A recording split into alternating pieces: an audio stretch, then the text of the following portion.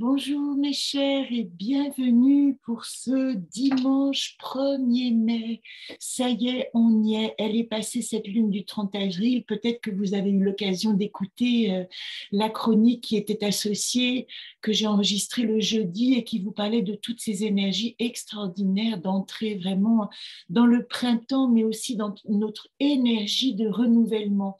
D'autant plus que certains d'entre vous le savent, mais nous sommes aussi le 1er mai dans le calendrier ésotérique à la 5e date de rencontre symbolique avec nous-mêmes, ou en tout cas avec les grandes énergies.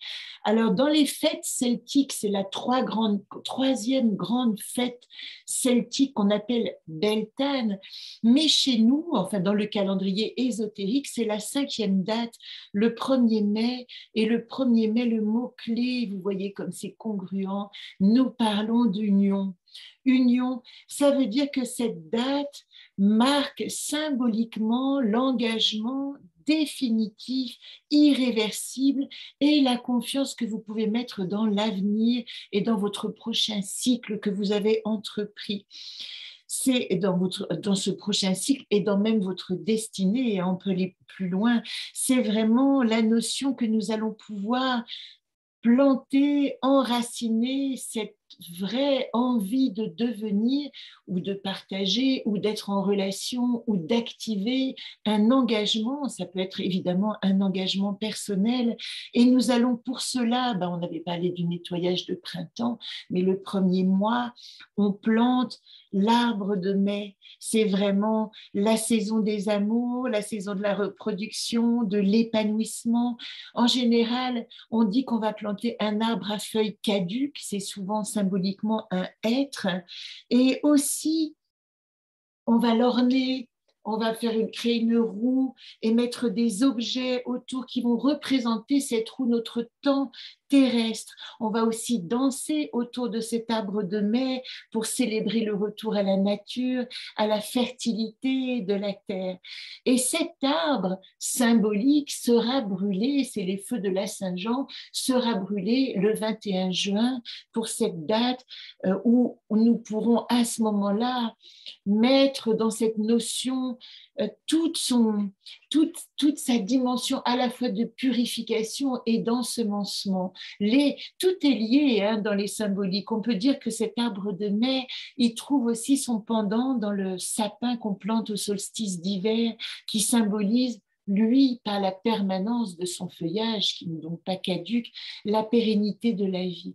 Tout ça, vous pouvez le retrouver dans le calendrier, dans l'agenda Solune, ou à la page justement de cette semaine de mai. Ici, c'est le 9 mai, parce qu'il y a tellement de choses à dire début mai, mais allez voir cette date et cette signification ésotérique, et pourquoi pas vous associer à un arbre en ce 1er mai, ou en tout cas enraciner quelque chose de l'ordre de l'engagement. D'autant plus que le 16 mai, à la prochaine pleine lune de mai, nous célébrerons le Wesak. Et le Wesak, c'est vraiment une date très particulière, toujours célébrée à la pleine lune du Taureau et qui parle de syncrétisme. Elle symbolise la rencontre entre le Christ et Bouddha. C'est vous dire que vous avez, pendant toute cette période jusqu'au 16 mai, une proposition de guérison holistique sur tous vos plans. Voilà ce que vous dit cette magnifique symbolique. Alors, symbolique de plus, nous étions avec Femen toute la semaine pour celles qui sont dans l'école du jeu, et voilà ce qui est arrivé. J'ai enregistré un texte, vous savez, comme en ce moment je me prête à l'improvisation. Donc, dans la semaine, je vous proposerai les chroniques poétiques symboliques associées à Femen, et sur ce texte que j'ai enregistré et que je garderai tel quel, que je vous passerai comme une bande accompagnant cette carte Femen. Je vous proposerai, j'espère que j'aurai le temps aussi, la méditation de la grotte. Je vous l'ai promis. Comment est-ce que nous allons pouvoir nous relier à notre second chakra, mais en imaginant qu'il est le gardien de notre grotte, que ce chakra est le domaine de notre dragon, c'est-à-dire de notre énergie vitale, et quelle est la forme de cette énergie vitale et quels sont les animaux totems associés. Demain, c'est le rendez-vous Zoom de l'école du jeu pour celles qui veulent nous rejoindre et évidemment pour nos élèves bien-aimés. Pensez à faire évidemment votre synthèse de vos DS, ça c'est dans le mode d'emploi, hein.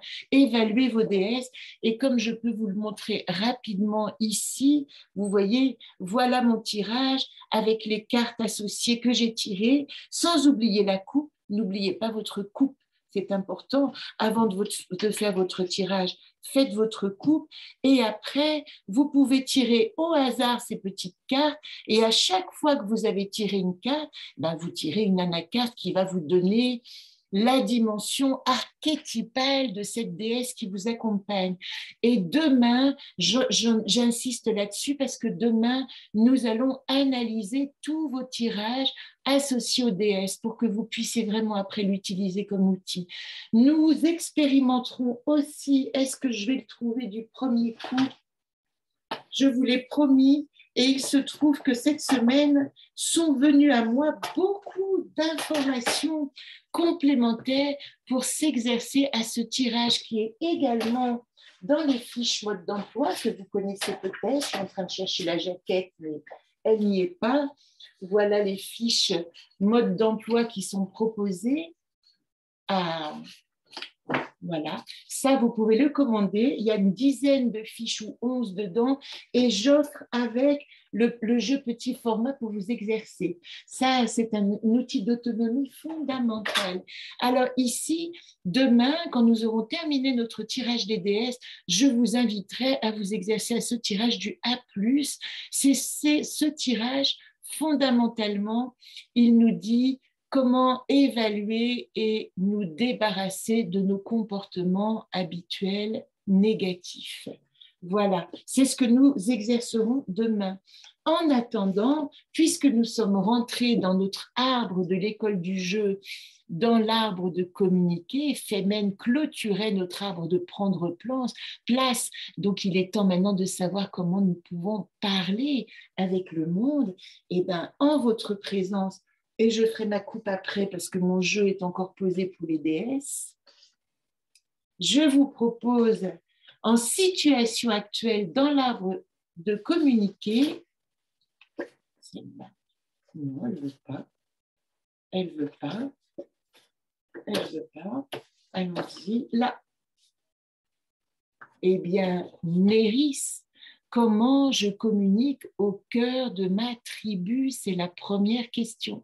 Voilà notre anacarte de la semaine. Je vous embrasse. Je vous dis à demain pour celles qui me rejoignent dans l'école du jeu. Et je vous souhaite une très belle semaine et surtout une très belle nouvelle lune dans cette énergie pleine de renouveau, pleine de promesses. Ayez confiance. Gardez le regard ouvert et positif. Belle semaine à vous.